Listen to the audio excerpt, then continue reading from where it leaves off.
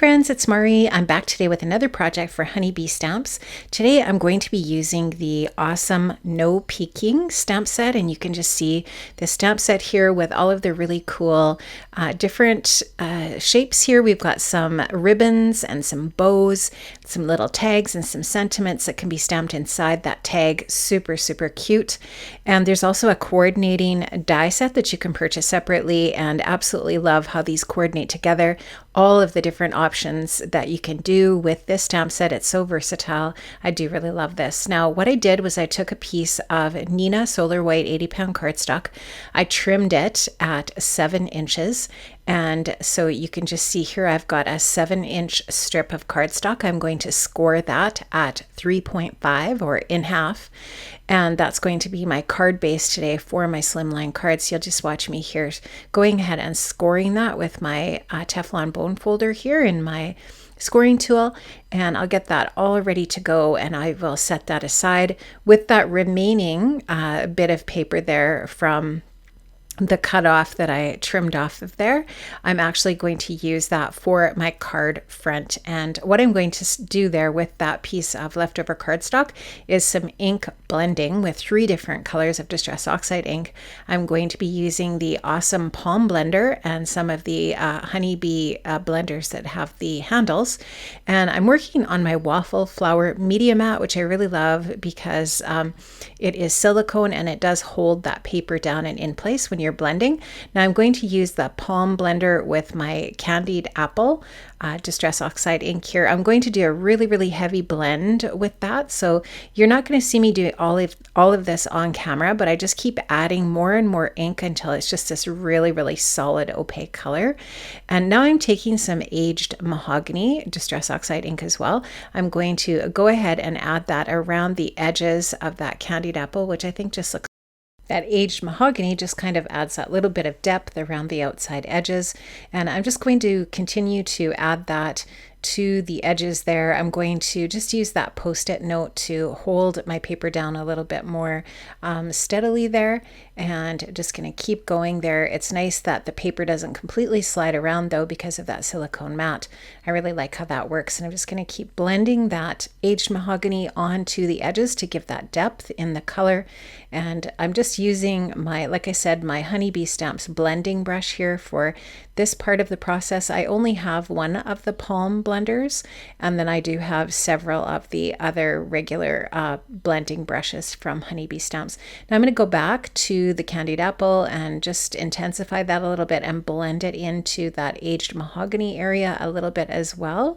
And just really loving how that's looking. I'm going to grab another brush and I'm going to use that one for the black soot, and you'll just see how this adds just a little bit more depth and color. If you don't like the chalky look of the Distress Oxide for this process, you could definitely use Distress ink and you would end up with a more bright, more brilliant kind of look, less chalky, but I just like the opaque nature too of the Distress Oxide inks.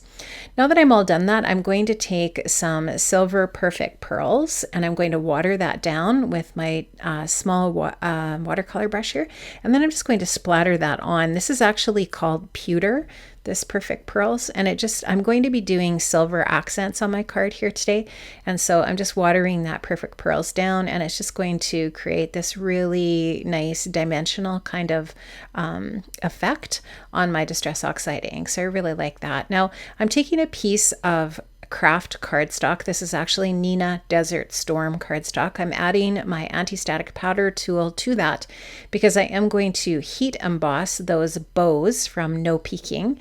I'm actually going to do all of the bows here. I'm only going to end up using one, but I wasn't sure how many I wanted to use on this project, so I thought, oh, I might as well just go for it and stamp out all of them, and then I'll have some extras for other projects.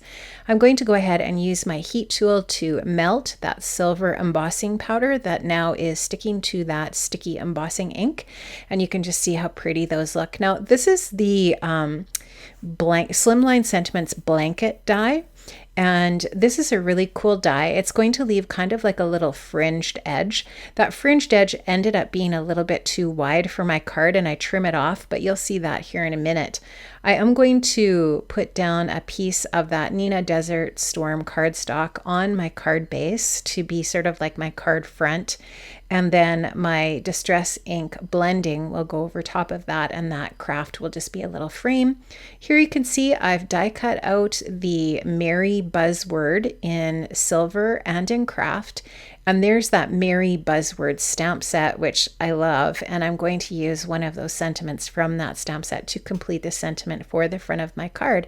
There I'm just showing you the 2 pieces from the 3-piece Merry Buzzword set that I used to layer my sentiment, the silver glitter paper on the craft. And there you can see I've also got one of the sentiments from that stamp set trimmed out. I am going to go ahead and pop up my Distress ink background here onto my card base with some foam adhesive. And you can just see there I cut those strips from No Peeking that are like the ribbon strips from silver glitter glue. And there's a little die that's part of the, not glitter glue, sorry, glitter paper. And there's a little die that's part of the No Peeking set that completes the center knot on that bow. And I cut that from some silver glitter paper as well. Now I did actually cut the little foliage pieces from the Lovely Layers acorn dies, and I just love those. I've used that die set so many times in my Christmas card process, and I just thought it would be fun to add some of that little spruce tree or tree foliage in silver glitter by that ribbon there. And now you can just see I'm starting to layer up my sentiment here. I'm adding a little bit of the Honeybee Stamps liquid glue tube there to that glitter paper again. And I will link up to all of these different products that I used, including this silver glitter paper that Honeybee Stamps does carry in the shop. I'm going to use some foam adhesive to go ahead and adhere my sentiment strip to the word Merry, and the sentiment there is holiday season, so the entire sentiment is Merry Holiday Season, and I love that. I think that's so pretty, and I love how this Slimline card looks like a present. I think it's really cool. I love the Slimline, the dimensions of a Slimline card. I think it's just really cool, and I am going to be using a craft Slimline envelope from my stash for this card as well, so that the recipient will receive that in that craft envelope. I am just spritzing my card in my splat box with a little bit of a silver shimmer spritz. It's a sheer shimmer craft spritz from Imagine Crafts. And I'm also going to be adding some of the farm gemstones from the recent release in silver, just to add a little bit of final bling to my card. So look at all of that sparkle and shine. I absolutely love how this turned out. And there's that shimmer spritz there. I'm just showing you that product that I used in my splat box. Thank you so much, guys, for sticking by my process today right to the very end. Have an amazing day. Don't forget to check that description box below for the links, and I'll see you another time here for another project for Honeybee Stamps. Stay safe, stay healthy. Bye-bye.